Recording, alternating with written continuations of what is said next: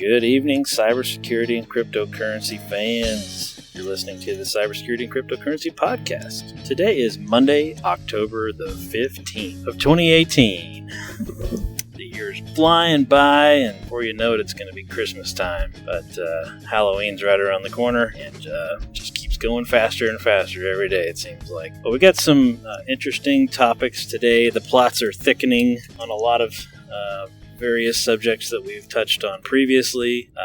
So kind of on the agenda today, I found something that was kind of frightening. I'm going to talk about that. It's Bing for Business. So Microsoft has a new search functionality for business. So we're going to talk about that a little bit. Also going to talk about Nest and how governments can request information from Nest about the things that have been recorded under your account. So that's kind of scary. So we'll talk about that. We're also going to touch on the county in Idaho that got hit with some ransomware.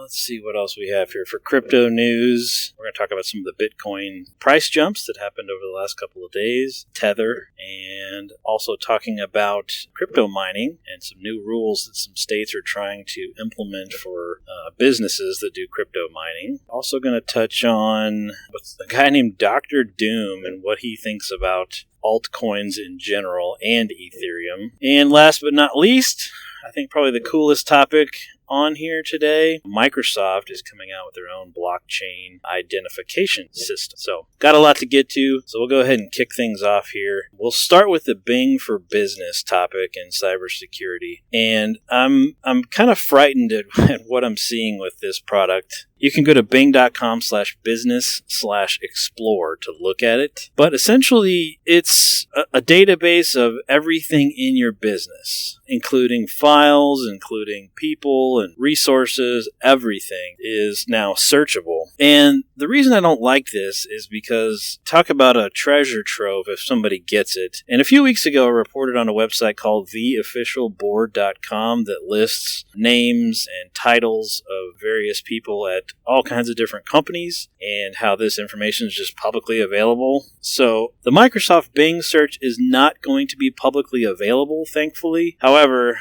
it's still very risky in general to allow this for everybody because who knows what could turn up on a search result if you searched for a particular file and it searches everything across your entire domain. It searches everything in OneDrive, everything in emails.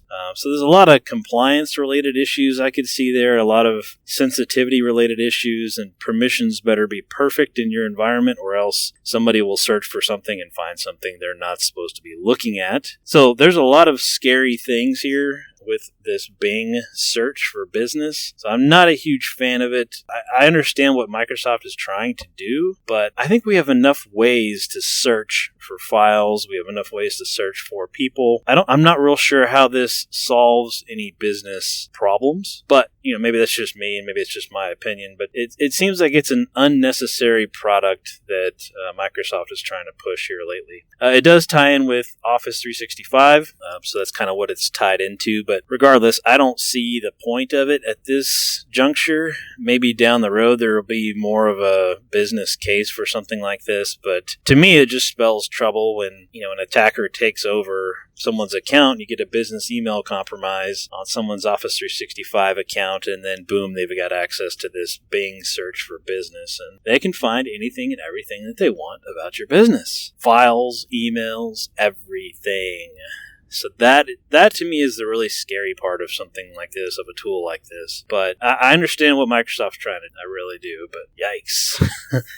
As we know, business email compromise happens all the damn time. And to see something like this and just think about the possibilities there of what a hacker could do if they got a hold of this information. Oh my God, man, this is scary stuff. So check that out if you haven't seen it already. It's certainly interesting to read about it and see how Microsoft is trying to sell it. I'm not a huge fan so far, but maybe somebody else is. And maybe there's a better business case for it that I'm just not thinking of as well. If anybody can think of one, I'd love to hear from you. You can hit me up on Twitter. I'm at eEnglish34 on Twitter, at eEnglish34. If you want to hit me up on there and tell me what you think about this Bing search for business, I'd love to hear your thoughts, because right now I'm not a big fan of something like that. Just don't know what it solves. But on to the next topic here. Nest cameras can now be subpoenaed if needed for a lawsuit. Now, this is freaky, if you ask me, and I don't understand why they're allowing this to happen and why.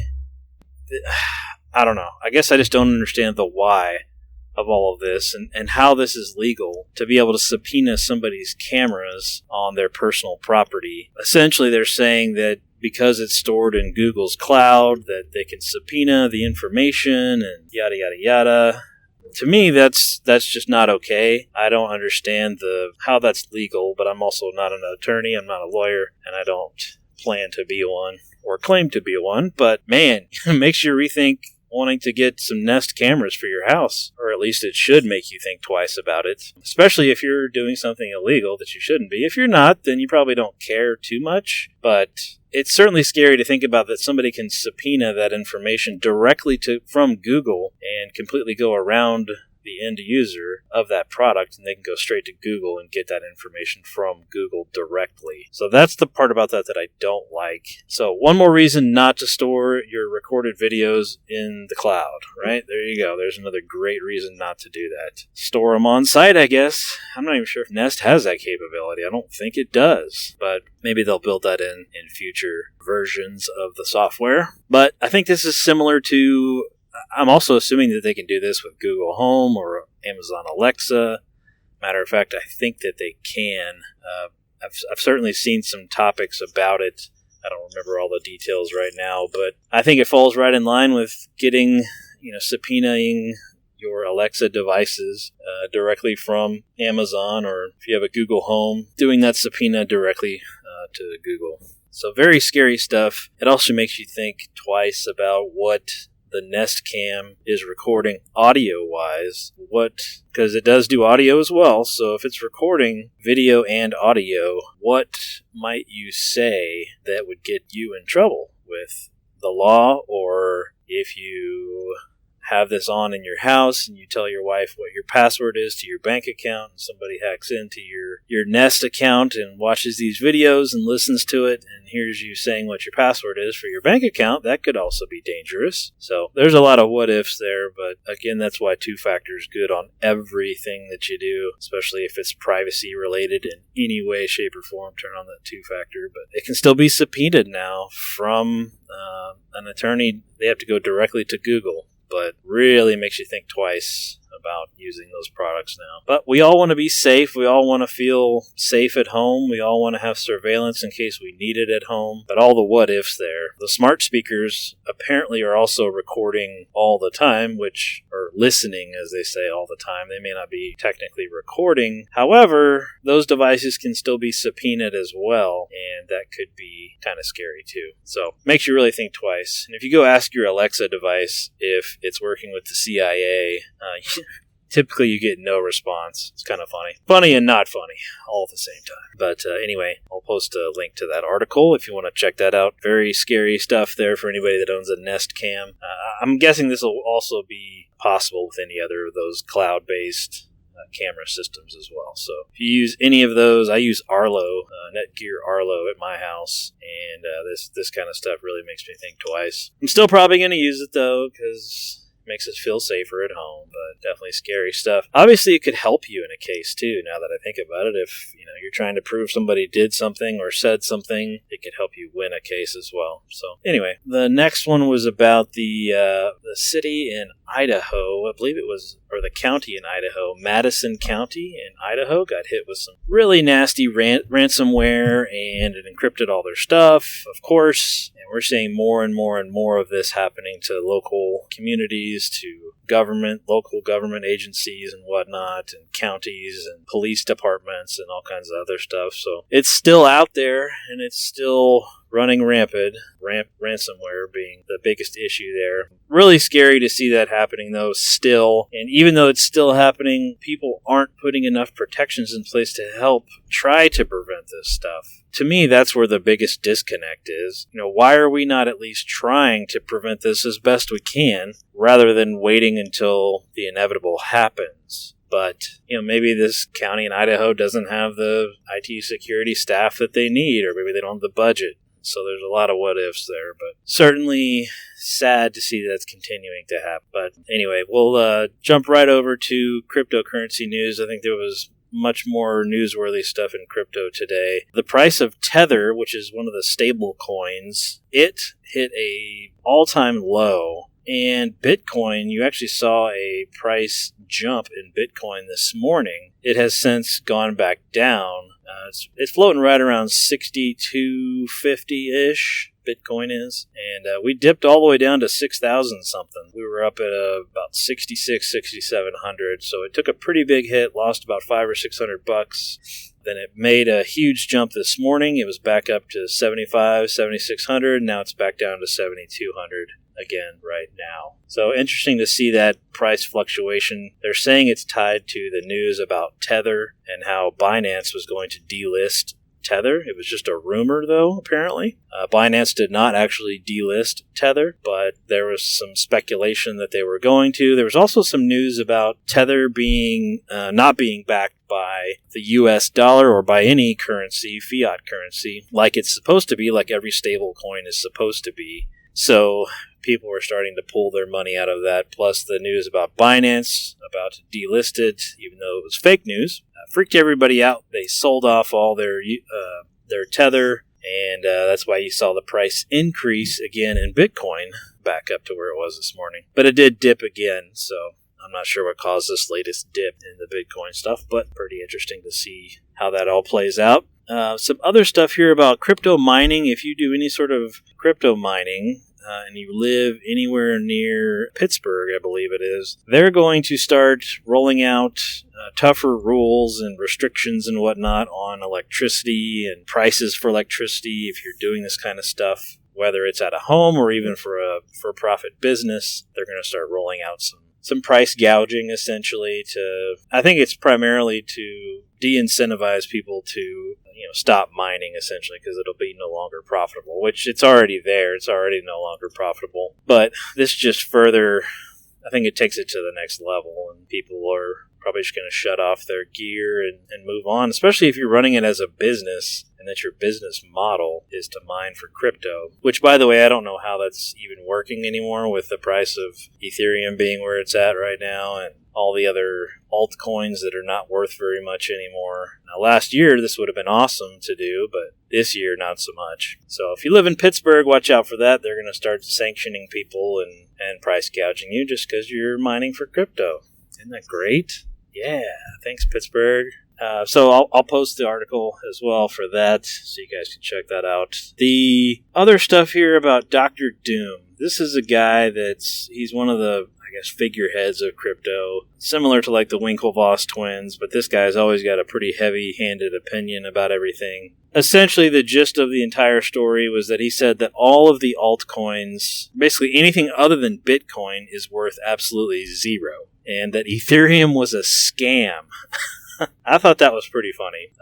Ethereum is definitely not a scam, but this guy obviously thinks that he is. He's always got these ridiculous opinions about it all. Of course, Bitcoin is the big daddy. We all understand that, but it doesn't mean that Ethereum's a scam. Now, all the other altcoins being worth pretty much zero, okay, I could see that, but what about Ripple? I mean, those guys are doing all kinds of great things. They're not worth a lot, but they're definitely not worth zero. But really, any cryptocurrency, if you think about it, is only worth what people are willing to pay for it, and that's what's in the market right now. What is the market cap of that particular crypto? So for him to say that they have zero value is completely inaccurate, because you look at the markets and you can see that all these coins have tons of market cap. They've got millions or billions of dollars in market cap for all these various coins, Ethereum being one of them. And the other biggest difference between Ethereum and Bitcoin is the smart contracts that Ethereum uses.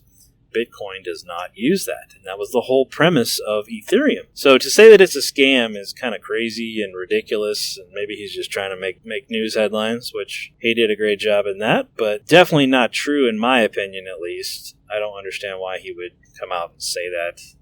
It's a different technology than Bitcoin. And some say it's a superior technology to Bitcoin. I'm not going to go so far as to say that, but I will say that it's certainly a different way to do blockchain. And this is what all the decentralized apps are being built on, is on Ethereum, at least right now.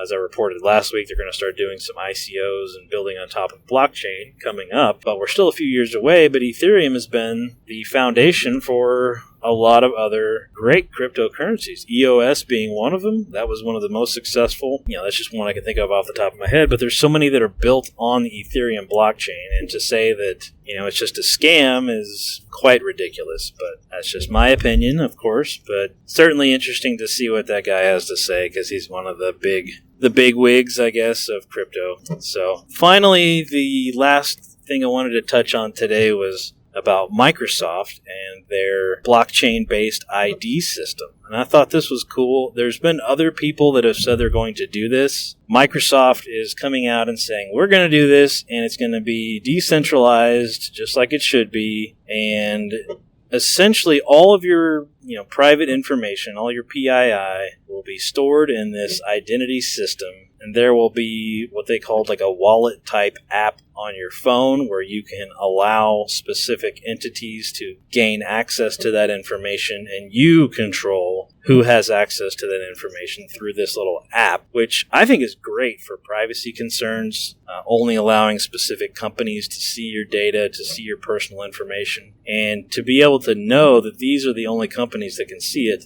Now, granted, we're a long way from getting everyone's information off the internet, first of all, because right now your information is stored at every third party on the planet that does a background check or a credit check on you. Your information is stored in their systems somewhere. And that's the biggest issue with identity theft, is there's all these breaches that happen, and who knows what this third party's controls are. They did a credit check on you, and your information's sitting on their servers that are unsecured. So that's certainly an issue, and Microsoft is trying to address it with their blockchain-based identity system, and I think it'll be great, but we also have to find a way to scrub all of our information off of the internet, scrub all of our information out of all these third-party services. And I think that is probably the biggest mountain to climb in this entire, blockchain identity-based system. But I think it's certainly a step in the right direction. They have the right thought process there, the right ideas to get that going. So we'll see how that goes. I'm really excited to see what they do with it, excited to see what they come out with and how well it actually works. I would certainly sign up for it myself, but I thought that was really cool stuff. But all those third parties still have access to your information, so it's, as of right now, it really wouldn't do you much good. But if you started with, let's say, when you're very first born after this stuff has been created, that's when this could be helpful. But for the generations that are here right now, this kind of tech won't really help us right now. It'll help other generations that are being born as we speak. So, but that's all I had for today, folks. I wanted to keep it short and sweet. But if you want to follow me on Twitter, I'm at eEnglish34 on Twitter, at eEnglish34. You follow me on there. I retweet a bunch of the articles we talk about here on the show.